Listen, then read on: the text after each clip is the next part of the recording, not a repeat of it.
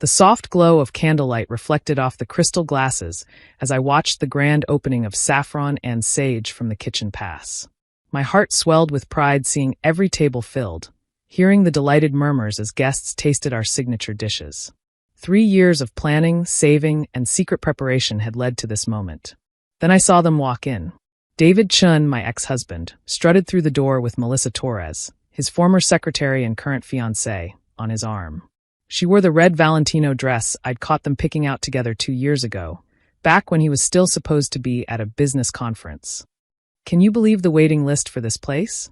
David's voice carried across the dining room. 6 months. Good thing Melissa's yoga instructor knows the manager. I stayed hidden behind the kitchen door, watching Raj, my maitre d', escort them to table 7.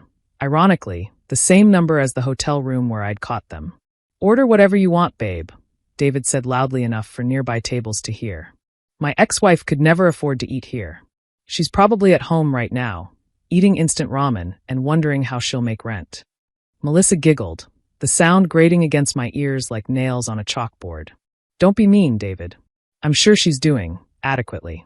"Adequately?" He laughed. "Last I heard, she was begging her sister for money.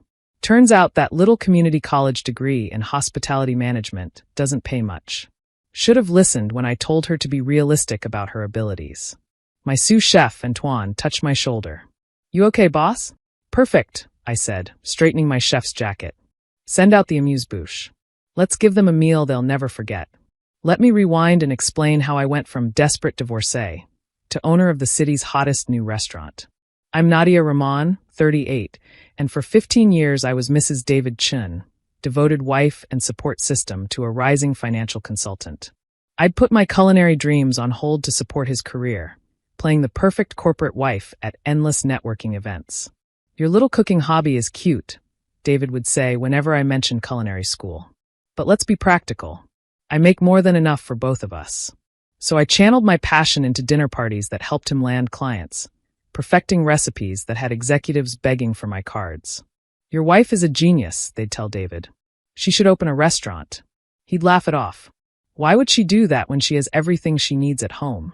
Everything changed the day I came home early from visiting my sick mother. David's car was in the driveway, along with an unfamiliar Toyota.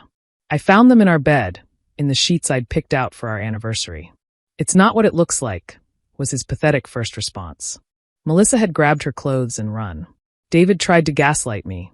I was overreacting. It meant nothing. Didn't I want to work things out? The divorce was brutal. David had hidden assets, claimed I'd contributed nothing to our wealth since I hadn't worked. Thanks to the prenup he'd insisted on for both our protection, I walked away with minimal alimony and our small condo. "You'll come crawling back," he'd smirked outside the courthouse. "What marketable skills do you have?" "Hosting dinner parties." That night, I sat in my empty condo with a glass of wine and made a decision. I wouldn't crawl back. I'd soar forward. I sold the condo and moved in with my sister temporarily. The proceeds, plus my grandmother's secret inheritance she'd left me, which I'd never told David about, thank God for separate accounts, gave me starting capital. I enrolled in culinary school, working nights at a high-end restaurant to pay bills. My classmates were a decade younger, but my life experience and years of informal training put me ahead. I graduated with honors and a job offer from La Bernardine. But I didn't want to work for someone else. I wanted my own place. For 2 years, I worked 3 jobs, saved every penny, and planned. I found investors who believed in my vision, former dinner party guests who remembered my food. I secured a lease in the trendy Riverside district. I hired the best staff I could afford, many of whom took pay cuts to be part of something special. I also made strategic decisions. The restaurant was registered under an LLC, Amara Hospitality Group. All press releases mentioned only Chef Rahman. I stayed off social media, letting the food speak for itself. The soft launch was invitation only for food critics and influencers. The reviews were spectacular. "Chef Rahman is a revelation," wrote the Times. Saffron Sage delivers an unforgettable culinary journey. The 6-month waiting list wasn't a PR stunt. It was real. Now, watching David and Melissa peruse the menu, I made a decision. They'd have the full experience. "Table 7, I told Antoine. "Full tasting menu. My compliments." "Boss, that's a $500 value." "Trust me." The first course arrived. my signature saffron-infused scallops with microgreens and champagne foam. David had always mocked my fancy plating, but I watched him close his eyes in bliss at the first bite. "This is incredible," Melissa gushed. "David, you have to try this." Course after course arrived, each more elaborate than the last. My servers, briefed on the situation, provided impeccable service. Other diners watched enviously as Table 7 received dish after stunning dish. "Sir," Raj approached after the 7th course, "the chef would like to send out a special creation if you're amenable." David, now thoroughly impressed and slightly drunk on paired wines, waved magnanimously. "Of course. Send my compliments to the chef. This Rahman person is a genius." I almost laughed. He'd eaten my cooking for 15 years and never called it genius.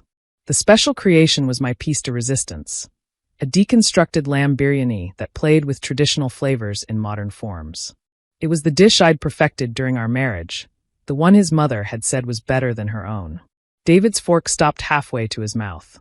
Recognition flickered in his eyes. But no, impossible. His pathetic ex-wife could never. "Everything to your satisfaction?" I asked, stepping out of the kitchen in my pristine chef's jacket, my name embroidered on the chest. David's wine glass slipped from his hand, shattering on the table. Red wine splashed across Melissa's Valentino dress. "Nadia," he choked out. "Chef Rahman," I corrected pleasantly. "Welcome to Saffron Sage. I hope you've enjoyed your meal." The entire restaurant had gone quiet, sensing drama. Melissa's face cycled through confusion, recognition, and horror. You own this place?" David sputtered. "I do. Built it from nothing, actually. Turns out my little cooking hobby and worthless hospitality degree had some value after all. But you were broke. The divorce. The divorce taught me valuable lessons," I said calmly. "Like the importance of keeping some cards close to your chest. And the freedom that comes from not having someone constantly diminishing your dreams." Melissa tugged at David's sleeve. "We should go." "Actually," I said, "I have an announcement for the room, if you'd stay just a moment longer." I moved to the center of the dining room, where Raj handed me a champagne glass and tapped it for attention. "Thank you all for joining us for our grand opening," I began. "Saffron Sage represents a dream deferred but not destroyed. To those who believed in me, especially my sister Amira and my investors who saw potential where others saw only limitations, thank you." I raised my glass higher. "And to those who doubted, who said I'd never amount to anything without them, thank you as well. Your disbelief was the fuel I needed." I looked directly at David. "Tonight's meal for Table 7 has been complimentary, a gift to remind us all that the best revenge isn't served cold. It's served as a perfectly executed 7-course tasting menu." The room burst into applause. Someone started filming. I later learned the video went viral with the caption, "Chef owns ex-husband who cheated with the hostess." David's face had turned purple. "This is harassment. I'll sue." "For what?" I asked mildly. "Giving you a free $500 meal? For being successful despite your predictions? Please do. I'm sure the publicity will help with our waiting list." Melissa stood abruptly, wine still dripping from her dress. "Come on, David. Let's go somewhere with actual class." "McDonald's is open late," suggested someone from Table 3, causing ripples of laughter. As they headed for the door, I called out one last time. "David, your credit card was declined when you tried to hold your reservation. Fortunately, we don't require deposits from real VIP guests. Have a lovely evening." The door slammed behind them. The restaurant erupted in cheers and applause. Raj discreetly high-fived me as I returned to the kitchen. "Boss," Antoine grinned. "That was beautiful. But giving away a $500 meal. Worth every penny," I said. "You can't put a price on closure." The rest of the night was a blur of congratulations and orders. Food bloggers who'd witnessed the scene immediately posted about it, tagging the restaurant. Our Instagram followers doubled overnight. My sister Amira called an hour later, laughing hysterically. "Someone just sent me the video. Nadia, his face when you walked out. And Melissa's dress. I didn't plan the wine spill," I admitted. "That was just karma with perfect timing." The next morning, I woke to 57 missed calls and hundreds of texts. The video had indeed gone viral. Food Network wanted an interview. 3 publishers inquired about a cookbook deal. The waiting list for Saffron Sage extended to a full year. But the best message was from David's mother, who'd always been kind to me. "I saw the video. Good for you, Beta. P.S. Is the lamb biryani really on the menu? I've missed it. I texted back. For you, Auntie, always. No reservation needed. A week later, a familiar face appeared at the host's stand during lunch service. Melissa, alone, wearing sunglasses and a baseball cap. Table for one? Raj asked professionally. Could I speak to Nadia? Chef Rahman. I came out, curious. She looked smaller somehow, deflated. I wanted to apologize, she said quietly. Not just for everything, but for that night. The things David said about you. I knew they weren't true. I knew about your dinner parties, your talent. I should have said something. Why didn't you? She shrugged miserably. Because it made me feel better about what I did.